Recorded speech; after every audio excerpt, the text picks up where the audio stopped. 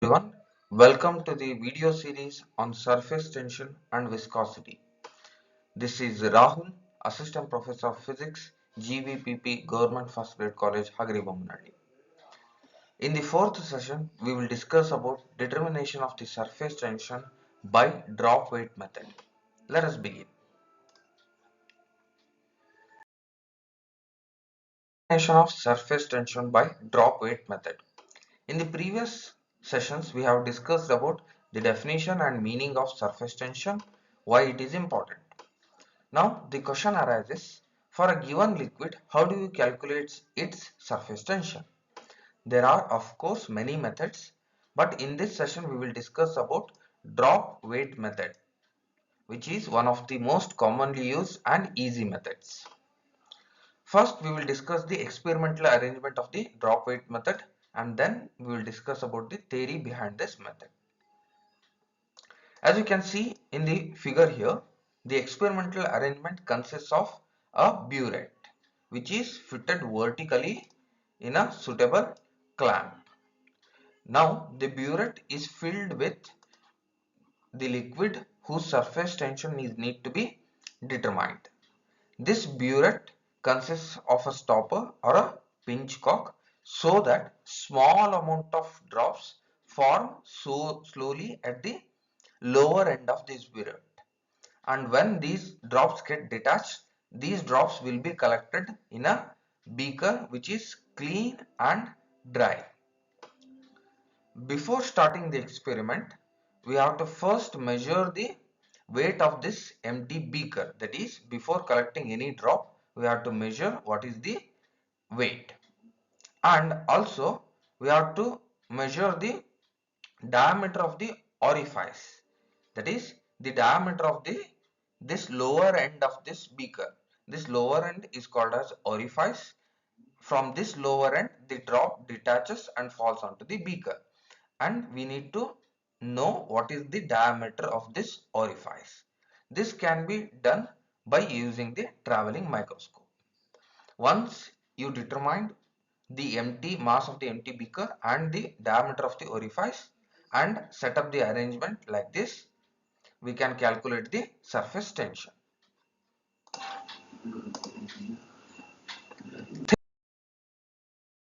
Theory of drop weight method.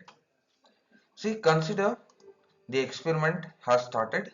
Now we have opened the stopper very slowly so that the drops are being formed at a very slow rate from the lower end of the burette here. Okay. Now consider one drop just before it detaches from the lower end of the burette. That is, if you say the orifice like this,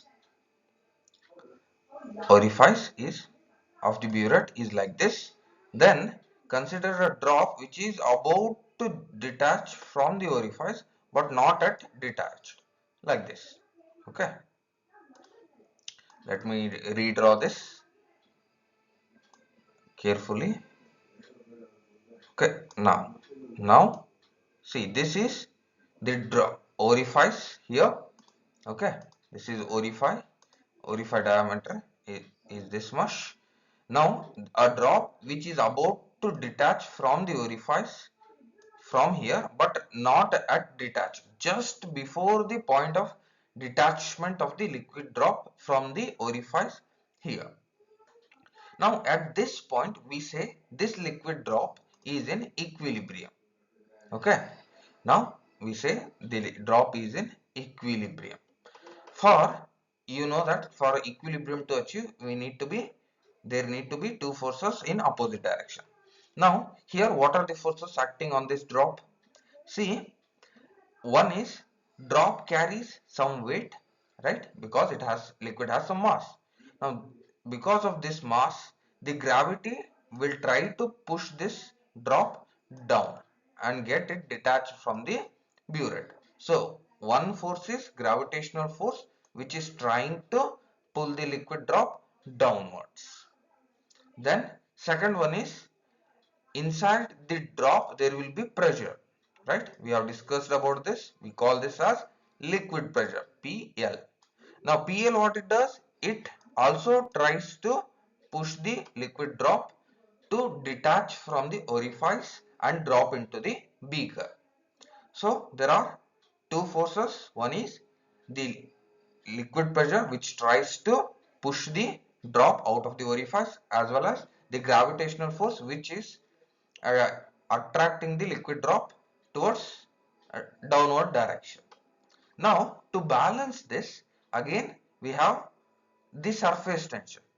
We know that if you consider a point here, then the surface tension can be either in this direction as well as in this direction, right? Now if you add, the resultant will be in upward direction. So in upward direction we have surface tension, okay? And also the orifice itself, the attached surface will have some adhesive force. So this lower end of the burette, because of its adhesive force, will try to hold on to the liquid drop.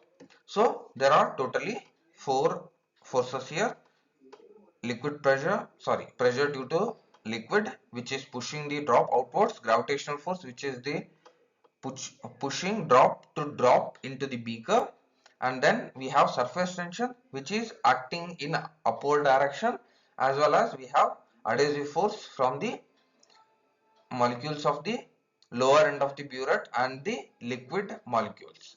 So when these all forces are in balance, we say the liquid drop just attached to the orifice like this. When this becomes unbalanced, the liquid drop detaches and falls into the beaker like this. So at equilibrium position, both the downward force and upward force will be same. Okay. And another thing to remember is, here the shape of the liquid drop, it will not be spherical. Instead, the drop will be a cylindrical shape. Why? Because the burette, lower end of the burette or orifice has cylindrical shape. Hence, the liquid will also have cylindrical shape like this. Okay. So we have a cylindrical liquid drop. Now, for a cylindrical liquid drop, excess of pressure P can be written as T by R. Note down this point, because we have not derived for a excess of pressure for a cylindrical drop. We have derived equation for excess of pressure for a spherical drop. For spherical drop, it is 2T by R. But however, here the drop is not spherical. Instead, it is a cylindrical drop. Hence, the excess of pressure for a cylindrical drop will be T by R, where T is the surface tension and R is the radius of this cylindrical drop, or we can say this is nothing but the radius of the orifice. Okay, R is the radius of the orifice. Now we know that the downward force is due to excess pressure. Okay, so excess pressure will be total downward force will be excess pressure multiplied by surface area. Okay, because we know that pressure is equals to force per unit area. We want force, so it is pressure into surface area. Pressure is T by R, surface area is by R square. Now we know the downward force due to excess pressure. To calculate the total downward force, what we have to do is we have to add the downward force due to pressure plus downward force due to gravitation. You know that F equals to mass into acceleration, so m into g.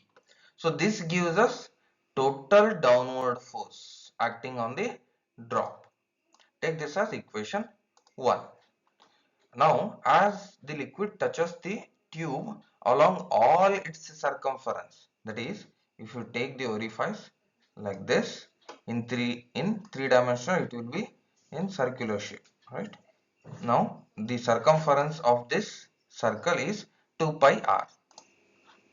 Then the upward force acting on the drop due to the surface tension is given by surface tension into area, because you know that from the definition of surface tension it is force per unit area. So upward force equals to surface tension divided by area, that is 2 pi r. Take this as equation 2. Now when the drop is at equilibrium, that is before its detachment, the total upward force must be equal to the total downward force. Total upward force is 2 pi r into t, that is from equation 2, and total downward force is from equation 1, pi r square into t by r plus m into g. R get cancelled.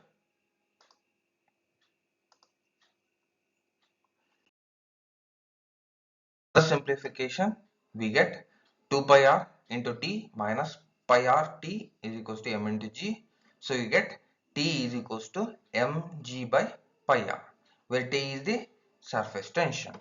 So now we know that the surface tension is given by m into g by pi r, where m is mass of the falling drop and r is the radius of the lower end of the tube, that is orifice, g is the acceleration due to gravity, and pi is a constant. So by knowing the mass of the drop here, that is value of m, we can calculate the surface tension.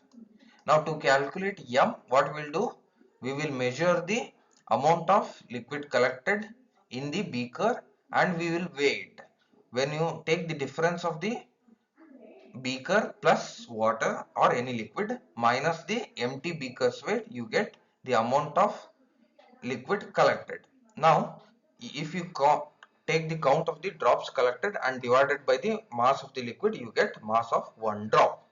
So that will give you the tension, T is equals to m into g by pi r. This is how you can calculate surface tension using drop weight method. We will conclude the session here, and that completes surface tension part of the chapter. In the next session we will discuss about viscosity.